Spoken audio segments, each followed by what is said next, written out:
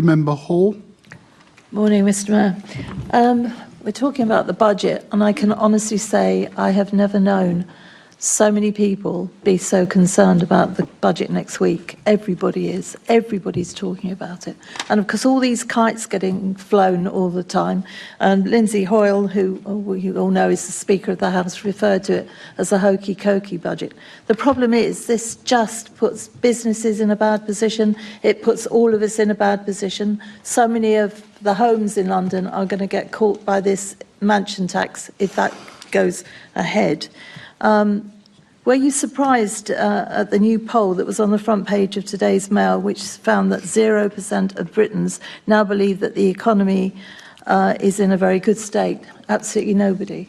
Can I do the first part of the question before I do the second part, which is I agree with her in terms of the concern it has, the concern businesses and individuals feel when they see leaks or briefings in advance of a budget. I think that there's a very good reason why historically budgets should be kept quiet until the day of the budget, because obviously it can set hairs going and stuff, but also lead to the sort of concern she's talking about. In relation to the second issue, look, I know from previous experience, polls go up and down. The most important poll that matters is election day. If I'd believe the polls when I was running to be mayor last time, she'd be the mayor. I know. I know. Nobody knows that better than me, Mr. Mayor. Nobody knows that better than me. I mean, we have got chaos out there, and we definitely, that is not good for businesses, it's not good for people. I went to see a chemist in Finchley the other day. He's very concerned about everything, including shoplifting. Are you going to try and get some more money into the police service? It's not just for shoplifting. This chemist has to lock his front door, which is people are then turning away because he's had so much stolen. If we're looking at extra money, and you'll know the thing I talk about all the time now is we are going to have to put a load more detectives looking into these rape gang investigations. The police are £260 million short. We are losing officers from every single division, it would appear. And yesterday I asked your deputy mayor, have we got extra people on the safer neighbourhood teams? Well, she then gave me a load of stats on how very well she thinks they're doing. Didn't answer. But the truth is that we've lost 12 police officers in total and only gained 2 PCSOs off the front line, the neighbourhood teams. We desperately need more money into the Metropolitan Police. Desperately. Have you asked the government for that? Can I thank her for a question? Can I just do with both parts of the question? Firstly, I also share conversations with small businesses, and they echo what she said about their concern in relation to the macroeconomics, but also their concern in relation to shoplifting. The police call this, and sorry to impersonalise it, but high-volume crime for obvious reasons. And so what the police have done in the last period is focus, at the same time as keeping focus on homicides and violence against women and girls, which I'll come to, but focus on high-volume crime. And it's paying dividends. First, giving shop owners confidence to report this crime, because many of them stopped reporting it because they didn't see any action being taken. Also, it should be pleased to know the police are using some of their live facial recognition, but also retrospective facial recognition, because often shops have CCTV, but they don't bother sharing it because they don't see the point. They're now sharing it, and the police are making lots of arrests because it's the same organised criminal groups often involved in this issue. And so we hope to see more progress in relation to shoplifting going down. The second issue she raises is incredibly important, is more resources for our police service. And I'm incredibly proud I'm the mayor that more than doubled City Hall investment for the police service at the same time as them losing £1.1 billion. One of my asks to the government has been in relation to additional resources for the police, and I'll share the letter so colleagues can see. I am worried about the cumulative impact of cuts on policing in London at the same time as pressures go up. I mentioned in answer to Krupa Sharani's question the pressures of being an international and capital city grant, but that can't mean we can't do the bread and butter stuff in terms of shoplifting, violence against women and girls, violent crime and so forth. So I can give her that assurance. I will continue to lobby the government for more resources for our great city, particularly in terms of policing. And will you also lobby the government on trying to not be in such a chaotic state? The chaos is causing problems for business. The chaos is worrying Londoners. And Rachel Reeves has got absolutely no support. She is so bad. I mean, Sadiq Khan, Keir Starmer rather, says... yeah, nearly put it... Well, actually, talking about the mayor getting promotion, I do hope you're not vexed, because at the moment the number 10 office is trying to put the knife into so many cabinet members because they think they want to stand to be the PM. I hope you're not offended that they're not attacking you in that way. Maybe Andy Burnham. Do you think that Keir Starmer will still be the Prime Minister for the next election? Chair, Keir Starmer's got my full support. Can I just say this? I as mayor, I've run out of count the number of Prime Ministers. David Cameron, Theresa May, remember her? But they were all better Boris than Keir Johnson, Starmer. Boris Johnson. Every single one of them. Even Liz Truss was better than Keir Starmer. I think somebody followed Liz Truss. I forgot who now. I mean, just, it's just. I can so also do you list think the he will still be Prime Minister for the next election? I hope he does. I think the inheritance that this Labour government's had to deal with has been just awful. What they're trying to do is fix the foundations. And from there try and address. It's not washing, Mr. Mayor. None of us believe it. None of us believe it, and we're all dreading next week. Thank you, Chairman. Well, I mean, I think the members got huge experience with over the last 14 years in terms of chaos. And I think what the country needs is calm, stability. Thank you, Mr. Calm, Mayor. and that's what Keir Out of time. Thank you. Thank you. Any further questions? I'm now going to move on to Assembly Member Bakari. Now, we've got... Sorry. Apologies. Assembly Member Ahmed on this question. Thank you, Chair. Good morning, Mr. Mayor. Mr. Mayor, we've talked about, you've just referred to the 14 years of chaos preceding this government. As you know, and everybody in this chamber in London knows, the Met was put under extreme financial pressure because of 14 years of austerity under the last government, and that led to police officers falling to as low as 30,000. And of course, it would have been a lot worse if you hadn't taken the decisive action that you took to increase funding from City Hall to record levels. Do you remember the Assembly Member Hall, speaking out against these damaging cuts, or supporting your investment from City Hall to keep Londoners safe at the time? Well, I thank the member for her question. I can remember as a Member of Parliament in London for 11 years, during those 8 years where the previous mayor was in City Hall. On no occasion did I recall a Conservative member complaining about police stations closing down, neighbourhood teams being stripped bare. And every year since I've been mayor, when I've increased investment to the police through City Hall, our budget's voted down an attempt is made to vote down our budget by the Conservatives. So when they cry crocodile tears about more investment in the police, at the same time as voting against increased investment, that's one of the reasons why in London they lose elections again and again and again. Chairman, thank you, Mr. Mayor. Thank you, Chair.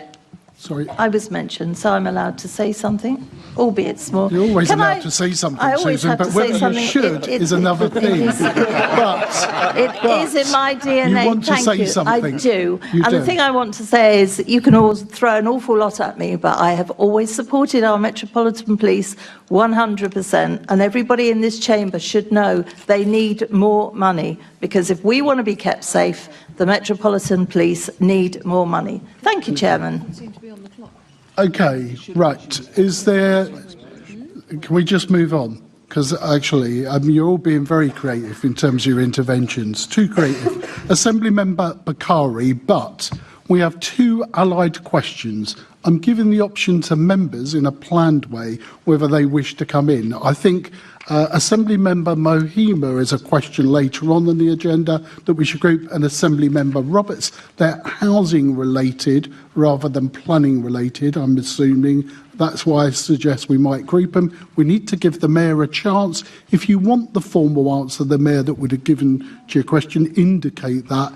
It's up to you as members. Assembly Member Bakari. Thank you, Chair. Can I thank the member for a question? I'm proud of my track record in delivering the affordable and accessible housing London needs. London was delivering over 45,000 net additional homes per year just before the pandemic, the largest number of additional homes completed in London since the 1930s.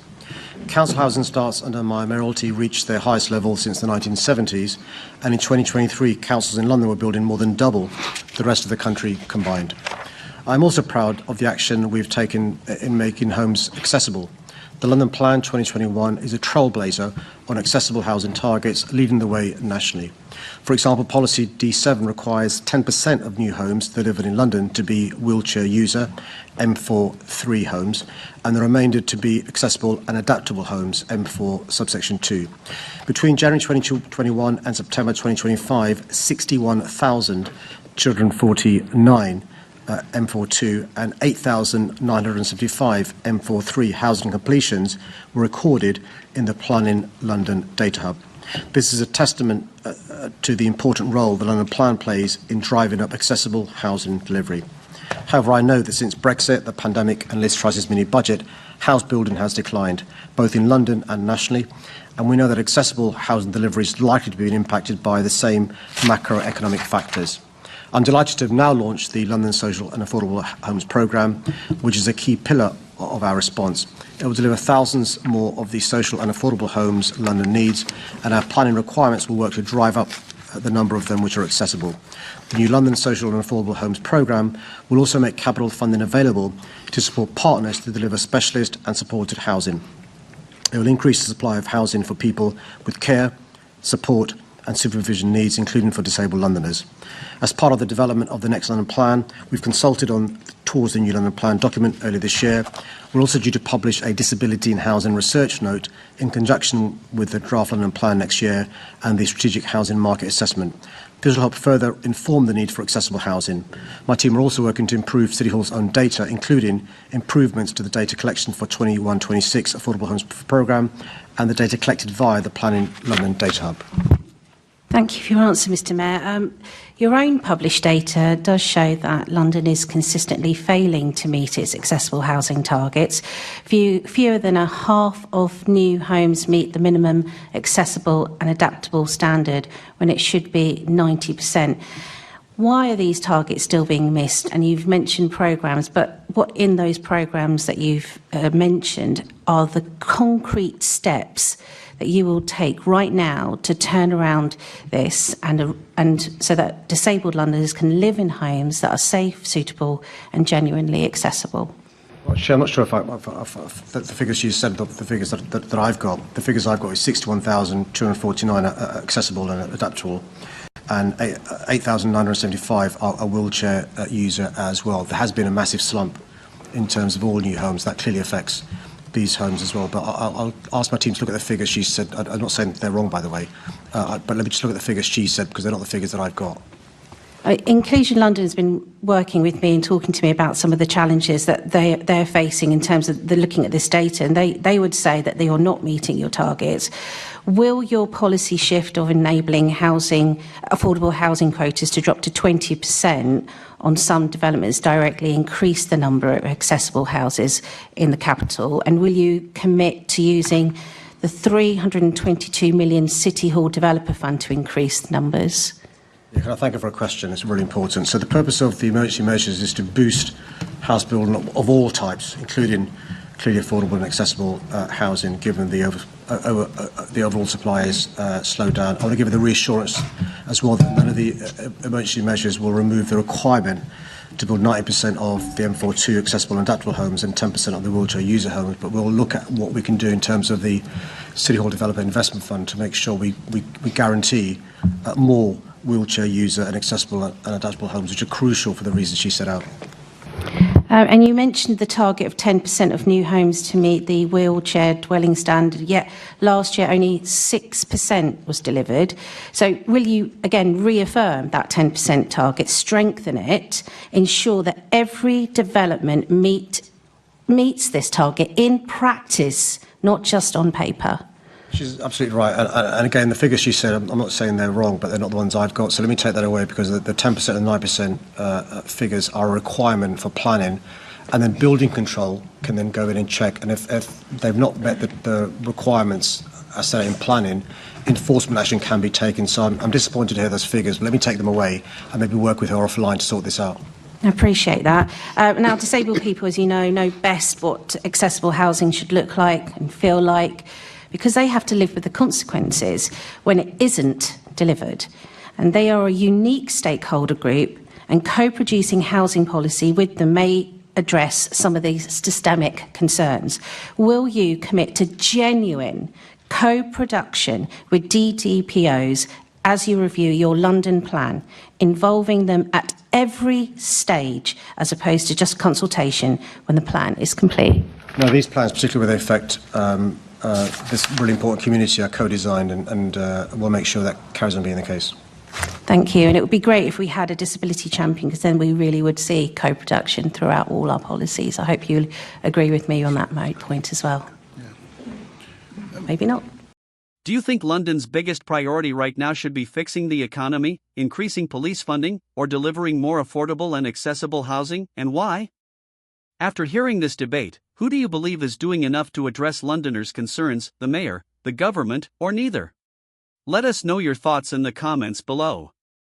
Don't forget to like this video, subscribe to our channel for more in-depth political commentary, and hit that notification bell so you don't miss our next deep dive into the world of power and politics.